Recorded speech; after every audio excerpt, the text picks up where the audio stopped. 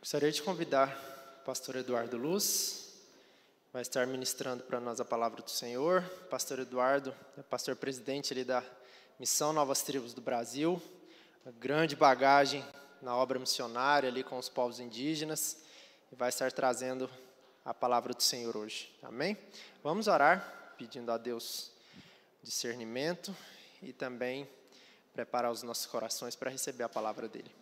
Senhor, nosso Deus, nós te louvamos, te agradecemos, ó Deus, por esse momento tão especial, ao qual receberemos o alimento da tua palavra. Clamamos a ti, ó Deus, pela vida do Eduardo, pastor, ó Deus, instrumento que o Senhor escolheu para estar aqui conosco, anunciando a tua palavra, nos trazendo mais um pouco daquilo que o Senhor tem preparado para nós. Que o Senhor abençoe a sua vida, abençoe, ó Deus, este momento, usando o teu filho como instrumento, trazendo a tua palavra para nós, e que possamos estar com os corações preparados para recebê-la e colocá-la em prática todos os dias da nossa vida. Em nome do Senhor Jesus, amém.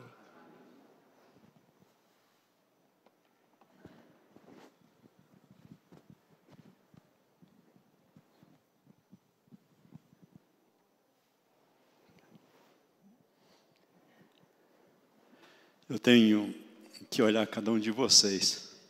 Saudade de ter um culto presencial. Não é verdade? 2019, anos anteriores, era uma média de 140, 150 pregações por ano. E viagens. E aí, 2020... e 2021, toda essa situação nova que nos acometeu ao mundo inteiro, né? Ao mundo inteiro. Então eu louvo a Deus por esta oportunidade. Vocês não imaginam a minha alegria de estarmos juntos. Temos participado de reuniões pelos aplicativos, né? Vários, o Zoom principalmente. Já estamos até, tem pessoas que já estão com rejeição ao Zoom, já estão tratando disso aí, porque as pessoas que têm mais consciência do que é estar diante de uma câmera, ele sabe que ele não pode fazer qualquer coisa, né? Ele fica meio preso. Alguns estão diante da câmera, mas como ele não está se vendo, ele só está olhando para o celular. Aí já apareceu gente de pijama, já apareceu gente fazendo tanta loucura na frente da câmera. Mas aqueles que falam, eles ficam muito mais tolhidos, muito mais compenetrados e não querem mais, né? Mas é uma situação nova, todos nós estamos vivendo isso daí, mas eu realmente louvo a Deus por esta oportunidade. Eu lembro que durante este ano, 2020 até agora, eu creio que foram 3 cultos presenciais. Um aqui em Anápolis, lá no CTCEB, acho que foi meio do ano passado, setembro, e depois em Brasília, quando estava havendo uma certa melhora, né? E hoje, a 3ª vez. Domingo passado eu preguei numa igreja em São Paulo, aniversário da igreja, mas foi uma mensagem gravada. Gravamos no estúdio e depois assisti aquele pregador ali falando. Achei um monte de erros, né? Na mensagem dele. Não na mensagem, mas na postura dele, né? Coincidentemente, era a mesma mensagem que eu tinha pregado. Hoje é um dia especial. Qual é a maior reclamação que as mães fazem no Dia das Mães? Se fazem? Eu sou mãe um ano inteiro, só tenho um dia. Não é? Dia do Índio, 19 de abril. Todo dia é dia de índio. Não é só um dia. E aí nós falamos do dia da igreja perseguida. E se tem uma verdade que bate mais forte, é exatamente nesta, com relação a isto. Nós não gostamos de ouvir disto, nós não gostamos de saber desta verdade, mas ela é tão real como quanto eu estou vendo vocês e vocês estão me vendo. No dia que eu morava em Brasília, em Taguatinga, mais precisamente, na rua, na QSD 39, lote 24, era a casa dos meus pais, eu era um jovem ainda, e um rapaz me convida para ir a uma reunião, numa igreja, era numa escola inclusive, e nós descemos e para lá, andávamos um trecho a pé, semana inteira. Na quinta-feira, ele passou em casa, me pegou, ele morava quase em frente à minha casa, passou lá, me chamou, eu saí, vamos embora, para a reunião, eu falei, vamos embora. Nós vamos caminhando, quando chega na esquina, a gente ia descer até o CTS, ia descer para aquela escola, aí eu parei e falei para ele assim, deixa eu voltar lá em casa. Aí ele falou, por quê? Por quê, rapaz? Eu falei, não, porque eu quero seguir a Cristo. Foi a minha confissão naquela hora, aceitando a Jesus como meu Salvador. Eu falei, eu quero seguir a Cristo. Aí ele ficou sem saber por que eu queria voltar em casa. Eu voltei em casa, eu peguei o paletó do meu pai. Vesti o paletó e vim embora. Eu não tinha paletó, não tinha terno. Cheguei para ele, ele me abraça, ele ficou me esperando. Nilson Silva, o nome dele. Um irmão querido, presenciou a minha conversão. Aí ele me abraçou ali, orou comigo. E disse o seguinte, você vai sofrer muito na sua vida cristã, mas Deus está contigo. E nós descemos e fomos embora. Por que ele falou aquilo para mim? Na esquina da QSD 39. E eu aprendi durante estes anos todos, isto foi em 72, por aí, a maioria de vocês nem tinha nascido ainda, muitos de vocês, mas aquilo marcou a minha vida, marcou fortemente. E nós começamos a ler as Escrituras, começamos a aprender, e nós fomos experimentando aquilo que ele havia falado. Eu não imaginava, eu não sabia que existia isto. 2, 3 anos depois, eu fui para estudar, teologicamente me preparar, no Instituto Bíblico Peniel, e toda segunda-feira nós saímos para fazer evangelismo, e íamos domingo, e nós íamos para as fazendas ao redor, e numa ocasião eu estava com uma moça chamada Marta, e mais outro colega, e quando nós chegamos no portão de uma fazenda, um homem estava lá no portão, e ele tinha um pedaço de pau desse tamanho na mão, e falou, se você passar desse portão, você vai apanhar. Foi a primeira vez que eu enfrentei uma situação daquela. Eu olhava para aquele homem, e eu olhava para a moça que estava comigo, Marta, depois trabalhou entre os índios Galibi, lá no Amapá, e sabíamos que era uma situação difícil. Conversamos com o homem, mas nós tivemos que voltar. Dia da perseguição, da igreja perseguida. E não há uma verdade maior do que esta. E é isto que nós queremos falar nesta noite memorável. Mas eu quero ler para vocês não uma carta, que um irmão muito querido, o pastor Luciano Bongarrá, um argentino, presidente do Parlamento e Fé, ele escreveu e me enviou. Ele diz o seguinte, cerca de 500 milhões de cristãos são perseguidos na Ásia hoje, 2021, ano 2021.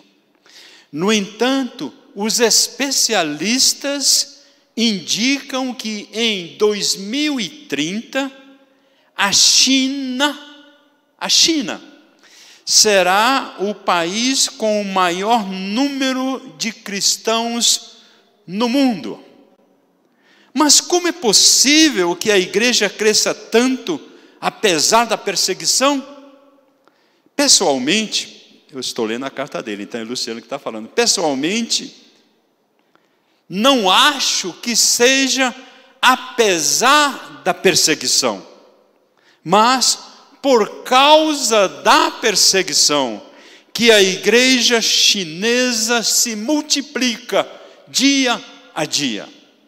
Imagine uma igreja que não desperdiça tempo, energia e dinheiro alugando ou construindo grandes prédios.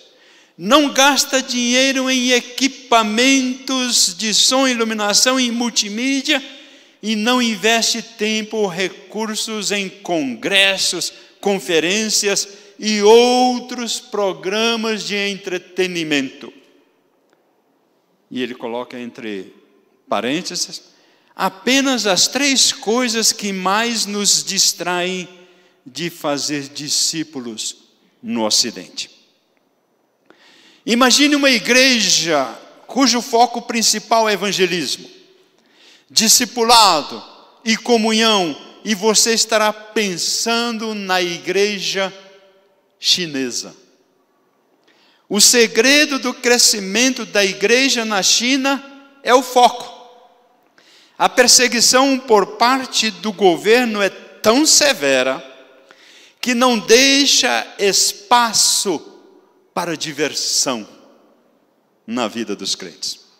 O novo crente está ciente, desde o primeiro minuto de conversão, que seu objetivo é compartilhar as boas novas aos que ainda não ouviram as boas novas e fazer discípulos dos novos crentes. Olhando para exemplos como os da China ou do Irã, pessoalmente acredito que o inimigo mais letal para a igreja de Cristo não é um governo opressor. Não é o governo opressor, mas a apatia e a distração da própria igreja.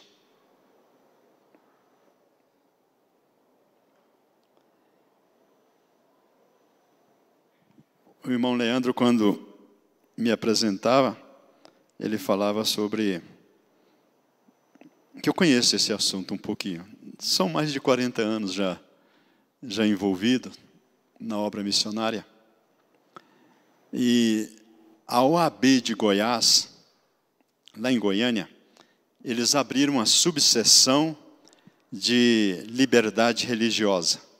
E me convidaram para pregar no dia da abertura daquela subseção. E o pastor que me convidou,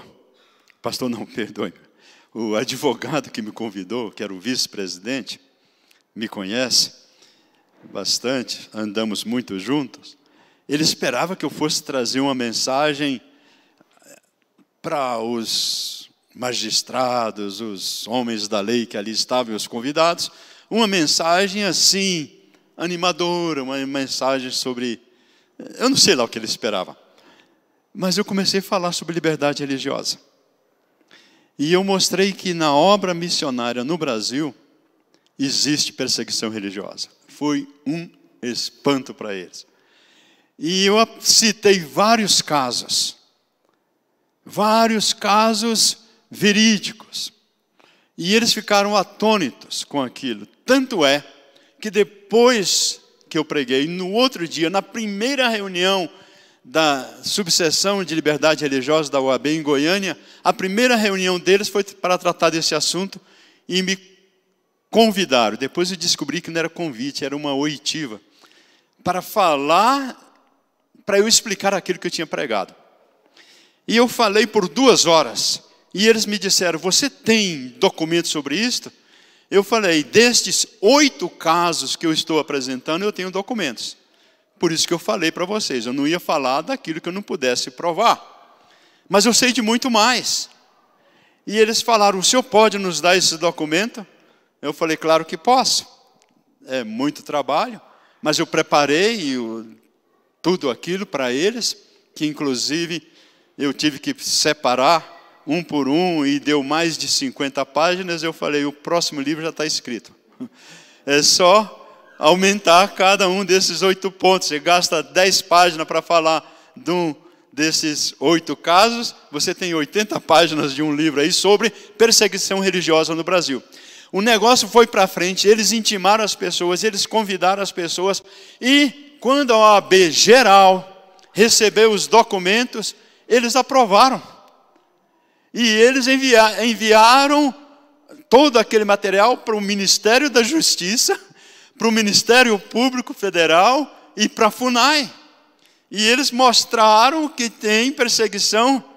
Mostraram não, quem mostramos fomos nós. Eles ficaram conscientes de que há perseguição religiosa no Brasil e ninguém sabia, a não ser quem a sofria. Normalmente é assim, né? Só quem passa é que sente. Só quem é discriminado que sente. E depois ele passou aquilo, aquele que fez sai falando e com arroubos, né, que humilhou o outro. Ele não vai dizer que humilhou, ele vai dizer que tirou vantagem, viu o que aconteceu e tal, etc. Mas 8 casos. E nesses dias atrás eu fui a Brasília, e quando eu tomei ciência de que eles receberam o material da OAB de Goiás, de Goiânia, e eles deram uma resposta, um despacho. Eu nem sabia daquilo, então reuni com o procurador da FUNAI, que tinha feito e assinado aquele documento, e ele me enviou, me fez ciente, e nós nos reunimos para tratar desse assunto. Perseguição religiosa existe em todo tempo, em todo lugar, no Brasil, mais do que vocês poderiam imaginar. Porém, a igreja brasileira, ufanista, triunfante, que estava crescendo de um tamanho, quem não participava daquelas reuniões de 1.200 pessoas, 1.500, nos congressos para aqui e acolá, templo cheio com 3.000 pessoas, 5.000, 10 aqui em Goiânia, tem uma igreja aí que tem mais de 20.000 membros, e aquele ufanismo, e nós somos vencedores e tudo mais, porém nenhuma delas falava sobre perseguição religiosa no país. Eu fui um pouco exagerado dizendo que nenhuma delas falava, porque normalmente a gente não podemos falar assim, mas é tão distante deles essa realidade. Lembro minha esposa, e eu estou me fazendo acompanhar de minha esposa e de meu filho mais velho essa noite.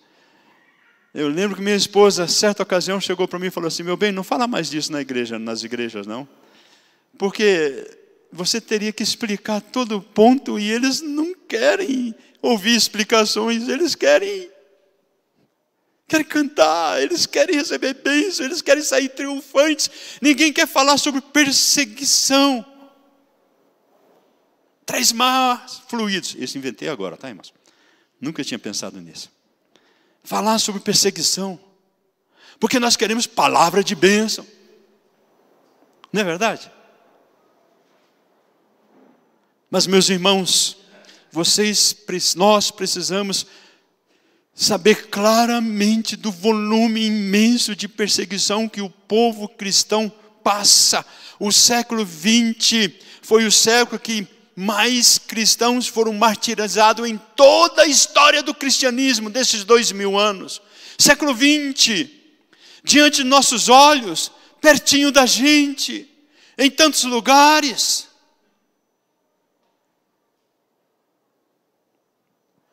Não há liberdade para pregar o evangelho como muitas pessoas pensam que existe no Brasil. Tenta pregar o evangelho entre os índios. Pega a tua Bíblia e fala, eu vou lá em tal lugar pregar o evangelho. Vou no Xingu, Parque Nacional do Xingu. Vou pregar o evangelho lá. Tenta fazer isso. Tinha um médico, a esposa enfermeira, da Escola Paulista de Medicina, e eles eram médicos no Parque Nacional do Xingu, trabalhando ali, cuidando, até descobriram que eles eram crentes de uma igreja batista lá de São Paulo. Foram exonerados. Foram mandados embora. Lá no Museu Emílio Gueldi, em Belém, um dos linguistas mais proeminentes do Brasil, um homem é um crânio, e ele estava lá no Museu Emílio Gueldi, fazendo seu trabalho de análise linguística, e aprofundando, e um dia ele escreve um pedido de oração para a sua igreja. Irmãos, orem, porque nós conseguimos entrar no Museu Emílio Gueldi, e nós fazemos parte do departamento linguístico, e vamos pegar o conhecimento e ajudar na tradução da Bíblia. O que ele escreveu saiu, chegou nas mãos da direção do Museu Emílio Gueldi, e ele foi expulso do Museu Emílio Gueldi. O meu filho fez antropologia na UNB, tem mestrado em antropologia. Quando nós andávamos na UNB, ele andava num corredor e eu andava no outro. Nós não podíamos andar juntos. Eles não podiam saber que ele era meu filho, ou que o pai dele era eu, presidente da Missão Novas Tribos do Brasil. E aí um dia teve um acampamento de jovens lá em São Paulo, e fizeram um apelo, e o pessoal decidindo para a obra missionária, e uma mocinha falou assim, eu quero estudar antropologia para ser missionário entre os índios. Aí alguém do lado falou assim, igual o Eduardo, filho do pastor Eduardo, ele tem o mesmo nome que eu, traz uma confusão. Aí ela falou, como? Ele faz antropologia lá no UNB em Brasília.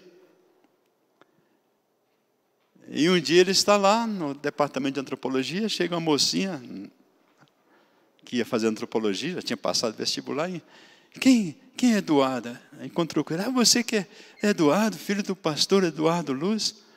Aí ele falou, não, você não pode falar isso aqui. Ele levou, aí ele falou, como não pode? A gente tem que dizer que nós somos crentes, é claro que tem que falar. Não, e ele conversou com ela.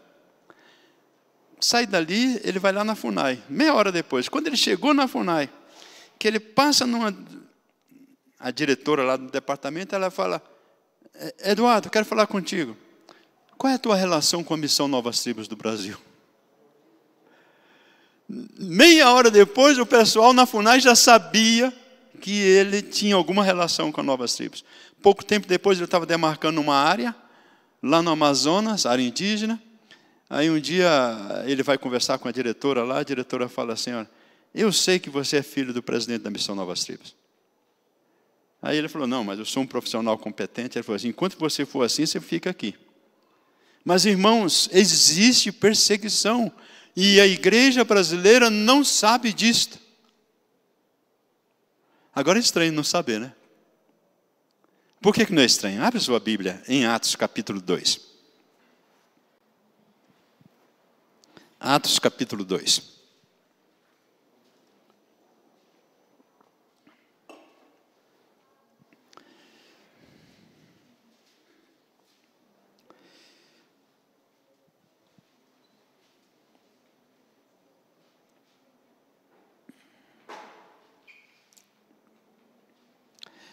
E perseverava na doutrina dos apóstolos, na comunhão, no partir do pão e nas orações. E em cada alma havia temor.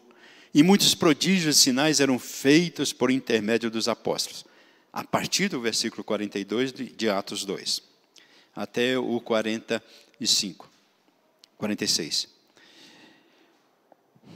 Versículo 44. Todos os que creram estavam juntos e tinham tudo em comum. Vendiam suas propriedades e bens, distribuindo o produto entre todos, à medida que alguém tinha necessidade. diariamente perseveravam unânimes no templo, partiam pão de casa em casa e tomavam as suas refeições com alegria e singeleza de coração. É a igreja nascendo. Que descrição fantástica, irmãos. Não é linda? Aqui havia comunhão, aqui havia temor, aqui havia sinais, prodígios. Todos criam, que criam estavam juntos. Eles distribuíam o que tinham e ninguém tinha necessidade. Ai, que igreja incrível, Atos capítulo 2. É a igreja nascendo, comunhão, juntas. E quando a igreja está em comunhão, juntas, acontece o versículo 47, que diz: louvando a Deus e contando com a simpatia de todo o povo. Enquanto isto, acrescentava-lhes o Senhor dia a dia os que iam sendo salvos. Precisamos de algo mais lindo do que esse? Você em comunhão, você adorando, você vivendo a vida cristã. Nós chamamos isso de modelo da igreja primitiva. E as pessoas se convertiam naturalmente, maneira de dizer. As pessoas se convertiam, o resultado era conversão. As pessoas, quem é esse? O que está acontecendo? As pessoas chegavam ali. No capítulo 4, de 1 até 31, os apóstolos são levados diante das autoridades. E proibidos de falar no nome de Jesus. A igreja nasce no capítulo 2, talvez isso dá uma sensação de proximidade, tá, irmãos? E no capítulo 4 já são chamados e falados: vocês não podem falar no nome desse Cristo. A igreja nasce e já vai experimentar perseguição. Ou a igreja nasce e vive perseguição. Não é para estranhar isto, irmãos. No capítulo 4, acontece novamente, a partir do versículo 32, aquela vida vitoriosa, e eu quero ler este texto para vocês. Parece a repetição do capítulo 2, mas não é. Da multidão dos que creram, era um o coração e a alma.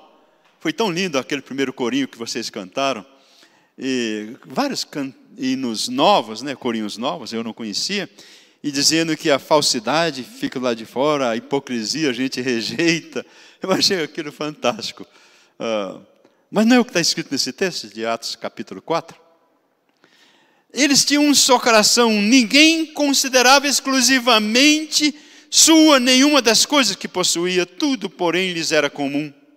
Com grande poder, os apóstolos davam testemunho da ressurreição do Senhor Jesus, e em todos eles havia abundante graça, pois nenhum necessitado havia entre eles, porquanto os que possuíam terras ou casas, vendendo-as, traziam os valores correspondentes e depositavam aos pés dos apóstolos.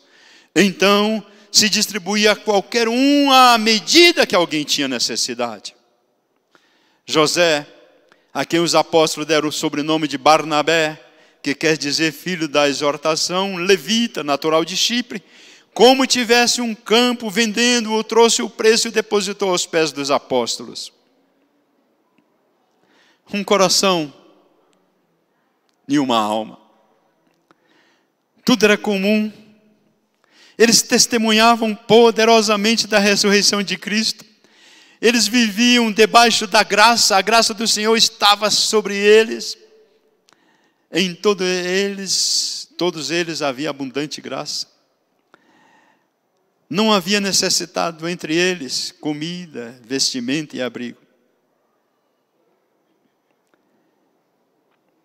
No capítulo 5, tem a primeira perseguição. Pedro é preso. No capítulo 6, Estevão é preso. No capítulo 7, nós temos o primeiro mártir. No capítulo 8, toda a igreja é expulsa de Jerusalém. E só os apóstolos ficam em Jerusalém. Mas diz o texto claramente, e Saulo consentia na sua morte de Estevão. Naquele dia levantou-se grande perseguição contra a igreja em Jerusalém, e todos, exceto os apóstolos, foram dispersos pelas regiões da Judéia e Samaria. E os que ficaram? Alguns homens piedosos sepultaram Estevão e fizeram grande pranto sobre ele. Saulo, porém, assolava a igreja, entrando pelas casas e arrastando homens e mulheres, encerrava-os no cárcere. Esta é, queridos irmãos, o nascedouro da igreja. Esta é a marca do crente. Está em nós. O Senhor Jesus Cristo diz claramente: no mundo tereis aflições, mas tende bom ânimo, eu venci o mundo. Precisamos entender, amados, que nascemos assim. A igreja tem esta característica, a igreja tem esta marca, e nós precisamos falar isso o tempo todo, porque, meus irmãos, a vida vitoriosa em Cristo Jesus é sobre a perseguição, é sobre a morte, é falando da ressurreição, é sentindo a alegria de padecer sofrimento, de regozijar-se por ter sido chicoteado, machucado, como os apóstolos foram e saíram regozijando. E Paulo disse: ninguém a partir de agora me perturbe, porque trago no meu corpo as marcas de Cristo, não só do caráter, não só do espírito, mas as cicatrizes das 3 vezes que ele levou 40 chicotadas menos 117 chicotadas, naufrágios, fome, nudez, perseguição. Sim, meus irmãos, esta é a característica da igreja. A igreja triunfante está na glória, irmãos. Aqui é a igreja militante, a igreja perseguida, a igreja sofredora por amor a Cristo Jesus, que não fugiu da cruz do Calvário, mesmo que todo o tempo diziam para ele: se tu és filho de Deus, desça da cruz e salva-te a ti mesmo.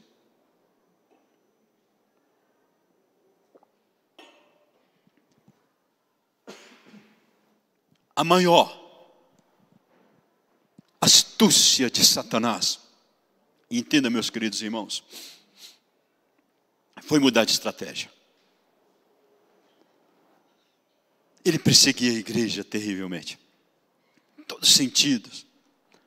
Perseguia, maltratava. A igreja nasceu e foram 10 grandes perseguições no período dela, no período neotestamentário. E quando saíram dali, para onde eles foram perseguidos também. E Satanás sempre perseguiu, até que ele descobria que quanto mais perseguia, mais firme nós ficávamos. Quanto mais perseguia, mais ousado nós éramos. Quanto mais acendiam a chama das fogueiras, os mártires gritavam: Pai, recebe o meu espírito. Um dos patriarcas da igreja, condenado por pregar o evangelho, ali o pessoal gritava para ele: nega este Cristo, se não acenderemos a fogueira. E ele dizia: por que temem? Acenda o fogo. Por que vocês estão com medo? Acende o fogo. E quando acenderam a fogueira, ele abriu lá em cima, não permitiu que fosse vendado, não permitiu que fosse amarrado. Ele ficou lá em cima e ele diz: ó portal eterno, receba o teu filho. Sim, Satanás, quanto mais perseguia. E sabe, meus irmãos, seria interessante se nós contássemos alguma dessas histórias no dia dos mártires. Mexem com o nosso coração. Mas Satanás é astuto. Não é à toa que o nome dele é. Mas Satanás é astuto. Não é à toa que o nome dele é Lúcifer. Pai. Era o príncipe das luzes, beleza inteira. Isaías 14 fala sobre isto. E como ele conhecia tudo. Ele é astuto e ele tem anos de experiência. Ele mudou de estratégia. Ele não persegue mais.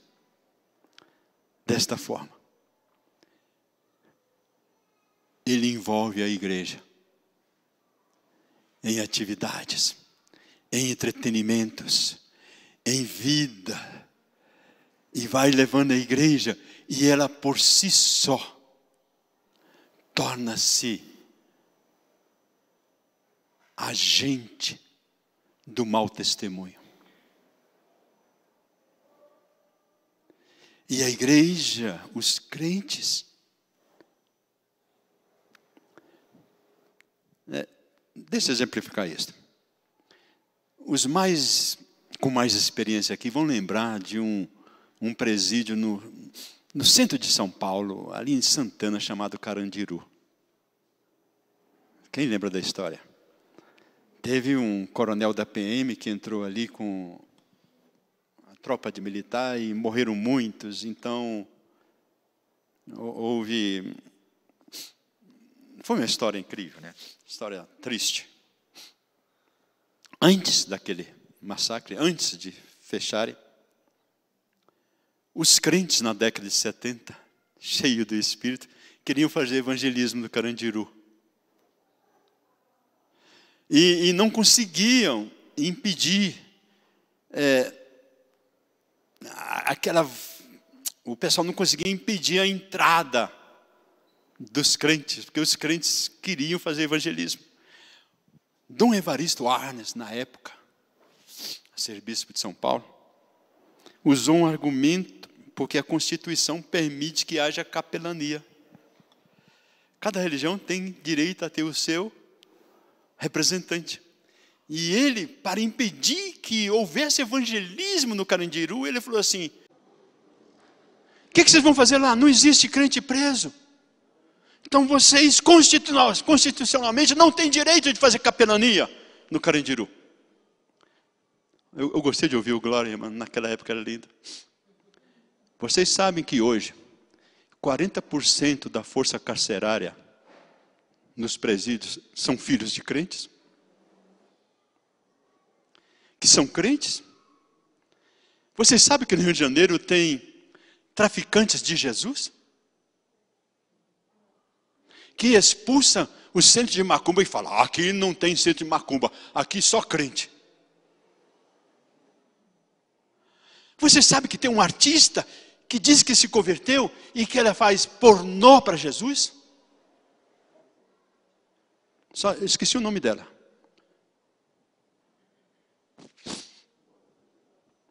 Vocês estão entendendo o que eu estou falando, irmãos? A estratégia de Satanás. Como ele foi astuto nesse aspecto, e nós envolvimos com isto. Aquele texto que eu li no começo é muito forte. O maior inimigo da igreja não é um governo opressor, não é um governo que persegue, é a apatia da igreja, é o envolvimento da igreja com tantas coisas que não tem nada a ver com a vida da igreja. Absolutamente nada a ver com a vida da igreja.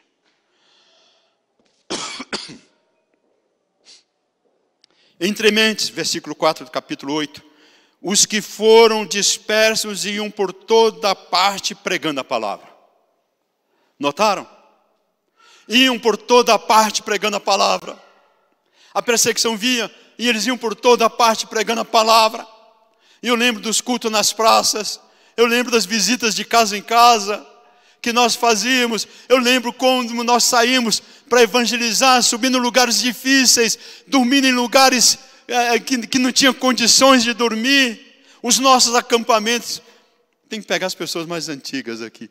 Os nossos acampamentos, irmãos, era triste. Ajuntava 30 homens num quartinho só, dormindo no chão, aqueles colchonetezinhos.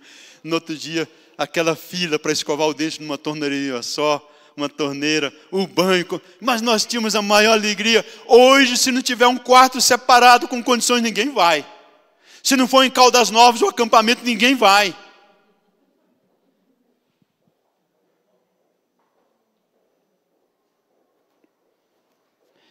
Eu quero encerrar. Irmãos, eu vou encerrar porque preciso encerrar. Mas eu estou tão apaixonado que... Abra sua Bíblia em 1 Pedro, capítulo 4, até o versículo 14. Eu vou encerrar com esse texto.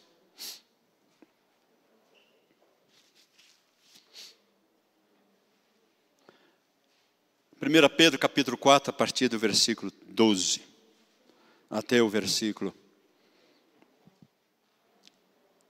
15, inclusive. Amados, não estranheis o fogo ardente que surge no meio de vós, destinado a provar-vos, como se alguma coisa extraordinária vos estivesse acontecendo. Perceberam o que Pedro está falando, irmãos? Vou repetir. Amados, não estranheis o fogo ardente que surge no meio de vós, destinado a provar-vos, como se alguma coisa extraordinária vos estivesse acontecendo.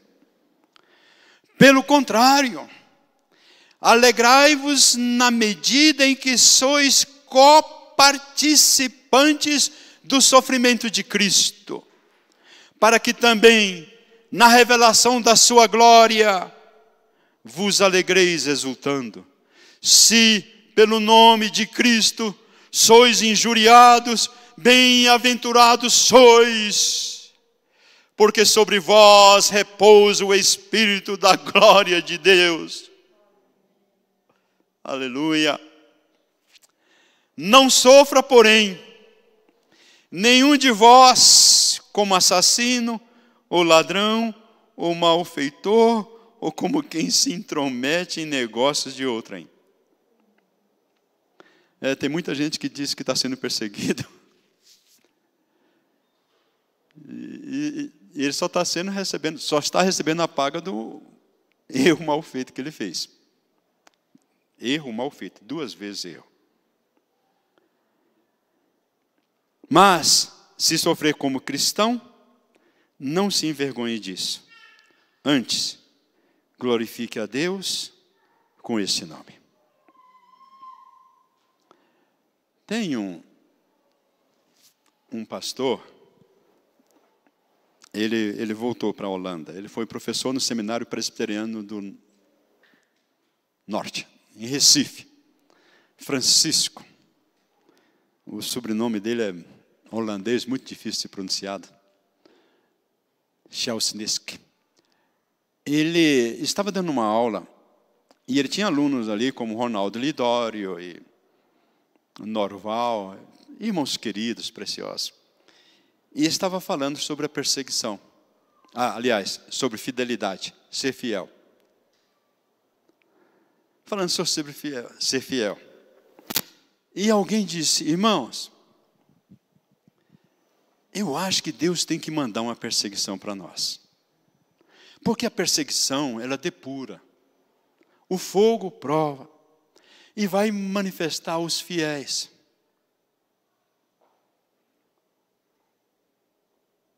Na perseguição acontece isto. Argumento forte, né? Irmão Francisco. Francisco Leonardo. Isto, Francisco Leonardo. Obrigado. A minha memória é boa, né, irmãos? Aí o Francisco Leonardo disse o seguinte: me permita fazer uma sugestão.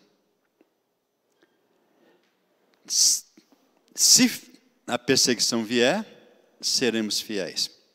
Me permita dizer o seguinte: se nós formos fiéis, a perseguição virá.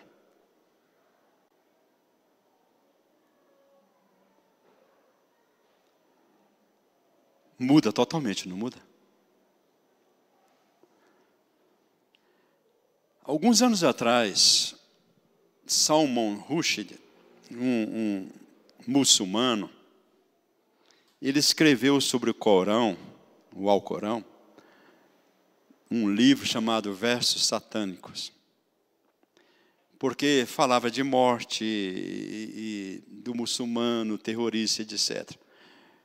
Imediatamente lançaram uma fátua, que é uma ordem de execução contra ele. E ele vive hoje protegido pelo M8, que é o serviço secreto inglês. Ninguém sabe onde ele está. E, se não, ele será morto, porque a fátua não se extingue. O infiel tem que ser morto. A BBC de Londres o entrevista e fala: olha bem, como é que é isto? Porque no cristianismo, quantas pessoas falam mal do cristianismo e nada acontece? Mas aí fala mal do islamismo e tem uma fátua contra você, por que isto? A resposta dele é um choque para nós, os crentes. Ele diz: porque o cristianismo é um cachorro morto. Não morde ninguém. O islamismo não. Agora, quando ele diz um cachorro morto, não morde ninguém, aí me vem o fato de que nós não estamos sendo fiéis. Porque se nós formos fiéis, a perseguição virá. Se você, sendo fiel em todas as áreas, e principalmente na pregação do Evangelho, você verá como você vai ser rejeitado. Se você chegar para alguém e falar o que a palavra de Deus diz, e disser para ele: olha, o salário do pecado é a morte, e você está em pecado, você não aceitou a Cristo como Salvador, o teu caminho certo é para a condenação eterna, você vai para o inferno, você será condenado ao inferno, e você vai ver a reação dele. Nesses dias teve aquele ator de televisão, homossexual, que faleceu de Covid, e houve uma comoção. Uma jogadora feminina de futebol do Palmeiras, crente, ela escreveu no seu círculo de amizade, e falando: o irmão Lázaro morreu. Lembra que também morreu o irmão Lázaro? Ela falou assim: 2 pessoas morreram pela mesma enfermidade. Um foi para o céu, o outro foi para o inferno.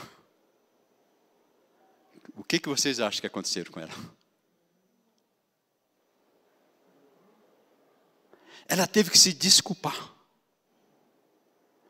Sabe, irmãos, porque você escreve no seu grupinho: não há nada que não será, que vai ficar oculto, irmão. Tudo vai ser revelado, principalmente se você usa a internet. Vai, de alguma forma chega lá. Tem pessoas que colocam lá as palavrinhas e sai, aonde aquela palavra foi enunciada, em algum lugar ela vai aparecer. Eles pegam isso, irmãos. E a mulher teve que pedir desculpa. Agora, quantos de nós fielmente diríamos, ou sendo fiel, o que nós iríamos dizer? Entenderam, irmãos? Ah, meus queridos irmãos, se hoje à noite, ao sairmos daqui, nós tivermos a consciência de que ser crente e fiel é a certeza de que seremos perseguidos, mas aí você fala: eu sou de Cristo e eu continuarei firme, mesmo que a morte desta maneira ou de alguma maneira será a entrada para os céus, eu continuarei firme, porque Cristo permaneceu firme, por causa dele eu sou salvo. Valeu a pena o culto de hoje à noite. Que Deus fortaleça o nosso coração, queridos irmãos. Sabe, eu já viajei por muitos países. Eu já fui em lugares onde os cristãos são perseguidos. Mas vocês não imaginam que alegria deles servir ao Senhor. E eles estão prontos a pagar o preço. Prontos mesmo. Eles não têm medo, irmãos queridos. Sejamos fiéis. Vale a pena. Não esqueçam de orar. Mas quando orarem por eles, orem como se lá estivessem. Como a palavra de Deus diz. E fala, eu estou disposto a pagar o preço. E mais do que nunca, nós sabemos que este dia está chegando para nós. Mais do que nunca. Irmãos, não vamos vender a nossa fé. Não vamos arredar um passo para trás. Porque o Senhor não tem prazer naquele que vacila. Permanecemos firmes. E que este dia, por isso que eu disse no começo, que não é um dia só, é um ano inteiro. A vida do crente é uma constante perseguição, se ele for fiel. Que o Senhor, na sua graça, alcance os nossos corações. Amém.